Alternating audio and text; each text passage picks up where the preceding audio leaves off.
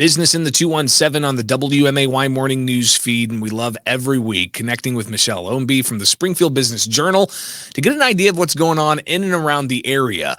We'll talk, of course, about 217 Italian Week with specials all over town with restaurants featuring their Italian food.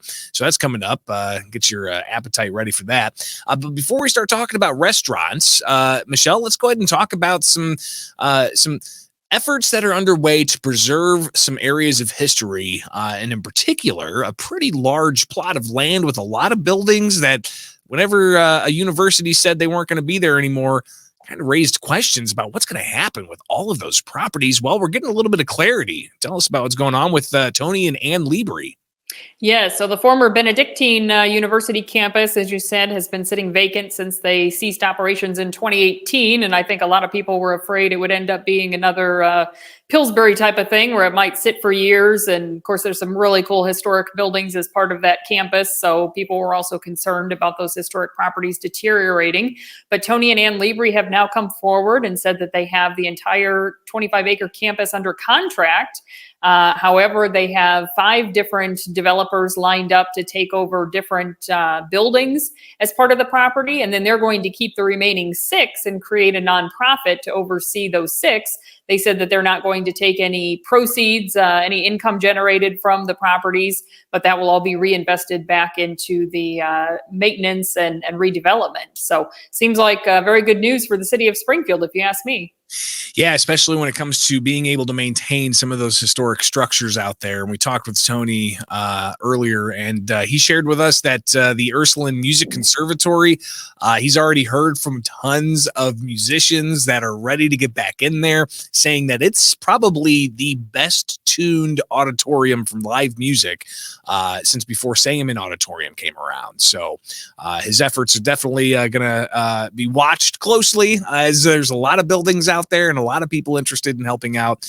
So we'll watch that closely as well.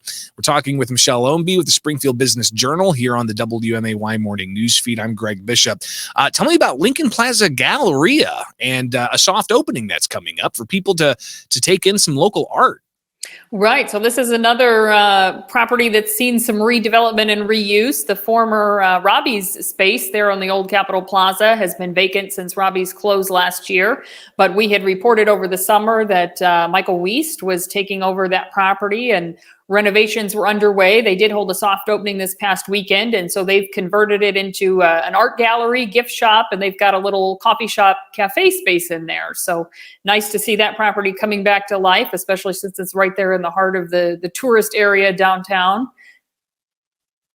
And something that I think a lot of people are clamoring for. We have incredible artisans all around Springfield, and having a gallery to be able to feature some of that, it's going to be something a lot of people have been waiting for, and another opportunity here to see some of that. So good to hear about Lincoln Plaza Galleria having a soft opening there at the former Robbie space. Michelle, I love hearing about entrepreneurs and all of the things that they excel at, and all the different things they get their hands in, be it a smokehouse or be it a landscaping industry. Tell us what's going on with Jared McCormick.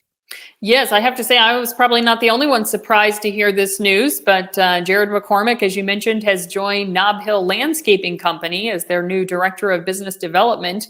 I did not realize that he actually does have a background in landscaping and renovation work. I think most people, including myself, probably know him from his many years in the restaurant business. Most recently, he had McCormick Smokehouse there in the Gables for about 10 years. He had closed that restaurant in 2018 and shifted to another location where he was just focused on catering. And of course, prior to that, he started out back in the early 90s with McCormick's Deli downtown before they outgrew that space and ended up moving to the west side and expanding into more of a sit-down restaurant. So we wish him well on his new venture. We know it's a tough time to be in the restaurant business, but he made a go of it for a lot of years and certainly developed a big following along the way. And I imagine he's going to excel as well in the lawnscaping business, because everybody needs to get that lawn manicured. So we'll see how well that develops. Michelle Ownbey with the Springfield Business Journal here on the WMAY morning news feed, and in partnership with your sister publication, the Illinois Times, we've got another 217 Food Week upon us. Right. Speaking of restaurants, it is 217 Italian Food Week, kicked off on Monday and runs through November 14th. We've got 7 different restaurants participating. So everything from places you might expect, like Fulgenzi's Pizza and Pasta, to places like the Curve Inn that aren't necessarily known just for their Italian food, but they're offering Italian specials this week. So $7. A lot of them are off menu items or specialty kind of things. And you can go to 217foodweek.com to see all the pictures of the goodies, and there's some drinks specials thrown in there as well. I'm really enjoying the pictures of the chicken parmesan and the Italian beef.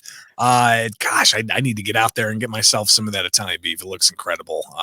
Michelle Ownbey, Springfield Business Journal, with us each and every Wednesday to tell us about what's going on in and around the business community. Michelle, how can people get more information from the Springfield Business Journal?